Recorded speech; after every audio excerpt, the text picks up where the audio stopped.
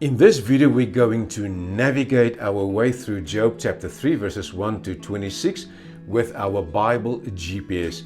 Now, we know that the Bible GPS consists of three processes. The first one is understanding, that takes us to the message to the original receiver. The second process is application, and the third process is communication. So let us first start with our first process, which is understanding. And in the process of understanding, we follow the acronym of STAR. 100% right. So the S stands for situation. It's always good to know the background of a passage. Now, in this book of Job, it wants to answer the question, why does God allow the righteous to suffer? Now, in this book, Job did not find an answer. Instead, he finds God. And that's the beauty. Many times we don't find answers to our questions, but Job actually found God in this book. Now, scholars also believe that the original receivers were a small group of scholars who understood the wisdom of protest, because it was not always easy to understand all the nuances of the book of Job. So you needed to be a bit of a scholar to understand the book of Job. And we know that the distinctive feature of Job is that it follows a sandwich structure. The first two chapters is prose, as well as the last part of the book, verses 7 to 17 of chapter 42. It's also prose, and the main body of the book of Job is poetry. That's why it is a sandwich structure. And then the T of start is the type of literature. We know it is poetry and it is wisdom literature. So that's important to know. It's wisdom literature and it's in the form of poetry. That's the T of start. Now we are going into the A of start, the analysis of the passage. This is where we spend most of our time. And I do a few things when I read poetry, and especially when it's wisdom literature. What I normally do, I mark the parallelism. So we know from our first week that you get beautiful parallelisms in poetry. It is where the second line repeats the meaning of the first line, and that is a synonymous parallelism, or it can be in contrast of the meaning of the first line, and that is contrasting or antithetic parallelisms. So the reasons for parallelisms: it creates balance and beauty, it highlights the theme, it involves your emotions, and it stimulates your imagination. So we know that in this chapter, if you read it, you will find beautiful parallelisms, and they are all synonymous parallelisms. You have them in verse 5. I just want to point it out for you. Let a black cloud overshadow it is similar to, and let the darkness terrify it. So overshadow it and terrify it, it goes together, and black cloud and darkness. Then you have another one in verse 6. Never again to be counted is the same as never again to appear among the days of the year, among the months. So it is a synonymous parallelism. Then you get one in verse 12 as well. Also in verse 20, 22, and 25 and 26. So you see we have quite a few synonymous parallelisms in this beautiful passage. And what I do then as well, after determining the parallelisms, I see if I find some difficult words or phrases, and then I see if I can find the meaning of that. Well, there was one that really stood out for me, and you get that in verse 8. It says the following: let those who are experts at cursing, whose cursing could rouse Leviathan, curse that day. Now, Leviathan was a mythical sea monster. It was like a serpent or a crocodile, but it was a sea monster. It could also be a metaphor for the enemy, a powerful enemy, a metaphor for that. The word Leviathan, which means a sea monster. Now, you get that in many books of the Bible: Isaiah, Amos, Psalms, and also in the book of Job. But I would like to read for us Isaiah 27 verse 1, where it points out that it is a sea monster. It's like a serpent, and that's the metaphor in this passage of Babylon. Let me read it for you. Isaiah 27 verse 1. In that day the Lord will punish with his sword, his fierce, great and powerful sword, Leviathan, the gliding serpent, Leviathan, the coiling serpent. He will slay the monster of the sea. So we see that the Leviathan is this sea monster, the metaphor of a powerful enemy. So that was actually the only phrase or word that was a bit difficult. And then what we do then, we stay in the passage, we stay zooming in, and then we try to mark the main elements. So if we mark the main elements, I have given you some guidance there. So in the assignment, you realize that there are actually three main themes here. It is birth, darkness, and death. So if you go to verses 1, 2, and 3 and verses 10 to 12, you see the theme of birth.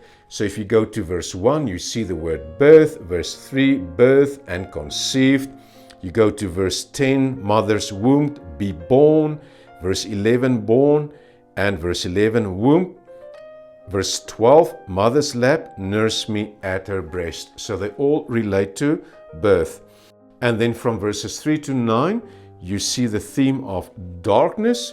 So let's go to verse 3. You see night. Verse 4, darkness, no night. Verse 5, darkness, utter gloom. Black, overshadow, darkness. Verse 6, night. Verse 7, night. Verse 9, night again. So when you mark it the same, you realize it's all about darkness. And then from verses 11 to 23, you have another theme. It all relates, but it's about death. You see in verse 11, die. You see verse 12, died, asleep at rest. Verse 14, rest. 15, rest. 16, buried, stillborn child, never lives. 17, death and rest. Verse 18, death. Verse 21, death and death again. Verse 22, die, grave. Verse 23, no future. So it is all about death. So this is what I normally do when I zoom in. I read the passage and I just see how the author develops his thoughts. You mark them, same themes. Then what you do then, now you zoom out. So it is 3.4, you establish the meaning structure. Then you see, okay, I've marked those things the same. It's all about birth. Then you see the darkness, 3 to 9, and all about death, 11 to 23. So it's not that difficult when you zoom out to just see how the thought pattern went in that chapter. And then in 3.5, I try to conclude and summarize the message to the original receiver in my own words. So what I see there, the main themes, I try to put it in my same words to see what was the message to the original receiver. Then on page 127, I wrote it in my own words. It says, Job would prefer to have not been born than go through this level of suffering. And then also Job's honest protest is an important step away from the dumps of despair. So we basically see two things here. Job doesn't want to live anymore because his pain and suffering is too big. And then the other thing is that there is honest protest. We know exactly what's going on in the heart of Job. So that is basically the message for me, that there is honest protest and Job does not want to live anymore. And that brings us now to the R of start. That is the relationship to the rest of the Bible. Does this message relate to the rest of the Bible?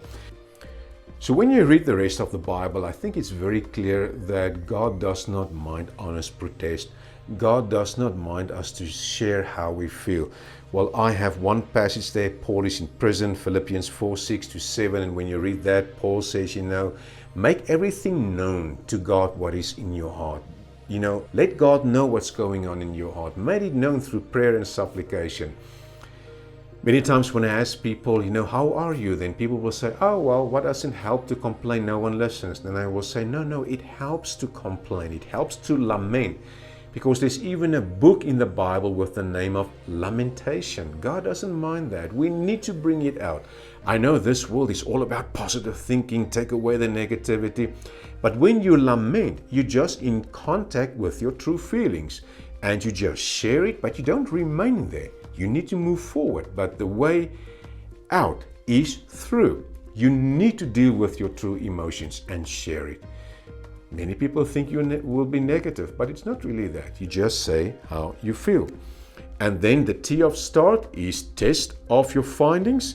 You read Bible commentaries just to see how did the other clever people, how did they deal with this passage? And I can guarantee you we are on the right track. So it is definitely a yes. This is the message to the original receiver. And that brings us to the next process, which is the process of application. Is this message where you can wrestle with God with honest protest? Is that message still applicable to us in the 21st century?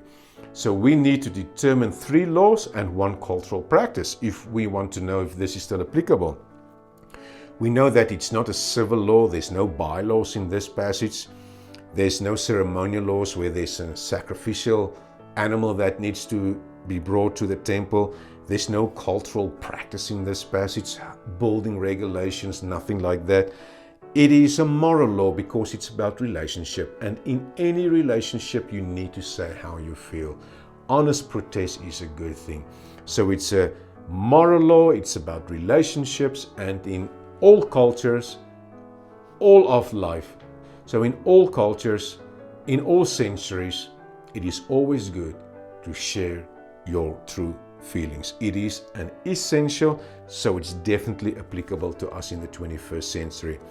And then in the process of communication, we find creative ways to deal with other people's pain and suffering as well as with your own hurt.